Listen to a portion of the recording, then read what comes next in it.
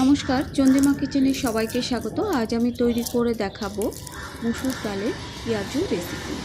অনেকে কিন্তু পেঁয়াজের বড়াও বলে, আর বিট নুন ছড়িয়ে কাঁচা লঙ্কা দিয়ে খেতে আমার কিন্তু বেশ লাগে।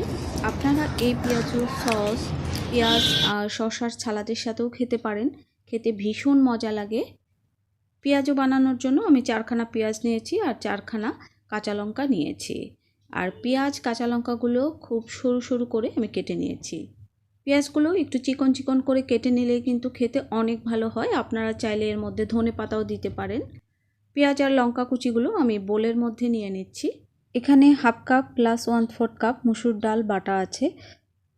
ডালটা বাটার পর কিন্তু হাফ কাপ প্লাস 1/4 কাপ হয়েছে। আর কিছু ডাল আমি গোটা রেখেছি আর কিছু ডাল আমি ভালো করে বেটে নিয়েছি।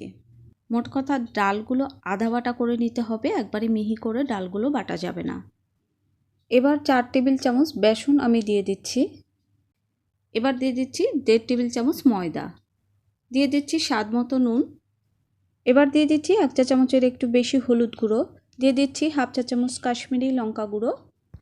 এই লঙ্কার গুঁড়ো ঝাল হয় না, তবে আপনারা চাইলে ঝাল লঙ্কার গুঁড়োও দিতে পারেন যদি বেশি ঝাল খেতে পছন্দ করেন। পেঁয়াজুর রং যাতে সুন্দর হয় এজন্য আমি কাশ্মীরি লঙ্কা গুঁড়ো ব্যবহার করেছি, আপনারা চাইলে নাও দিতে পারেন। আমি মাখার সময় একটুও জল দেব না। সব কিছু আমি ভালো করে মেখে নিয়ে এবার 15 মিনিট রেস্টে রেখে দেব। রেস্টে রাখার পরে অনেকটা রস বের হবে পেঁয়াজ থেকে। এবার বড়াগুলো ভাজার জন্য আমি তেল দিয়ে দিচ্ছি। এখানে আমি 2 রকমের তেল দিয়েছি, একটা রাইস ব্র্যান্ড আর একটা সাদা তেল। আপনারা যে কোনো একটা তেল দিয়ে ভেজে নিতে পারেন, আমার কাছে ছিল না তাই আমি দুটো তেল মিশিয়ে দিয়েছি। দেখুন পেঁয়াজ থেকে রস বেরিয়ে অনেক সুন্দর মাখা মাখা হয়ে গেছে। আর এই বড়া খেতে এতটাই টেস্টি, একবার না করে খেলে বুঝতে পারবেন না। তেলটা আমি ভালো করে গরম করে নিয়েছি। তেলটা কিন্তু হাই হিটে গরম করবেন না, আমি মিডিয়াম হাই হিটে গরম করে নিয়েছি। এবার পেঁয়াজগুলো আমি হাত দিয়ে দিয়ে দিচ্ছি। কোনো গোল করে দেওয়ার প্রয়োজন নেই, এবড়ো থেবড়োভাবে দিলেই পেঁয়াজগুলো দেখতে দোকানের পেঁয়াজুর মতো হবে। পেঁয়াজুর এক পাশ যখন ব্রাউন কালার হবে তখন কিন্তু পেঁয়াজগুলো উল্টে দিতে হবে। দোকানে যখন পেঁয়াজগুলো ভাজা হয় এক কড়াই তেলের মধ্যে পেঁয়াজগুলো ভাজা হয়, তাই খুব একটা নেড়েচেড়ে দেওয়ার প্রয়োজন হয় না। আর বাড়িতে যখন পেঁয়াজগুলো ভাজা হয় দোকানের মতো কড়াই ভর্তি তেলে তো ভাজা হয় না, তাই নেড়েচেড়ে ভেজে নিতে হবে।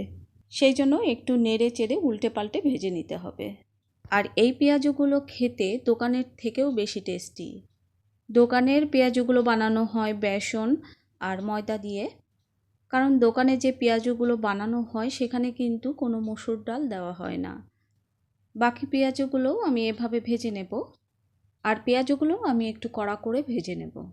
পেঁয়াজগুলো ভাজা হয়েছে বুঝবেন কি করে?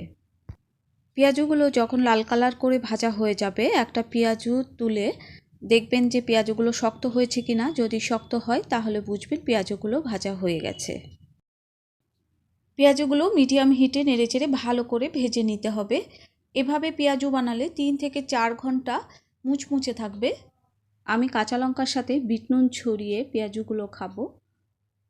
আপনারা কে কীভাবে খান আমাকে অবশ্যই কমেন্ট করে জানাবেন। সবাই সুস্থ থাকুন, ভালো থাকুন। আবার দেখা হবে অন্য কোনো নতুন রেসিপি নিয়ে।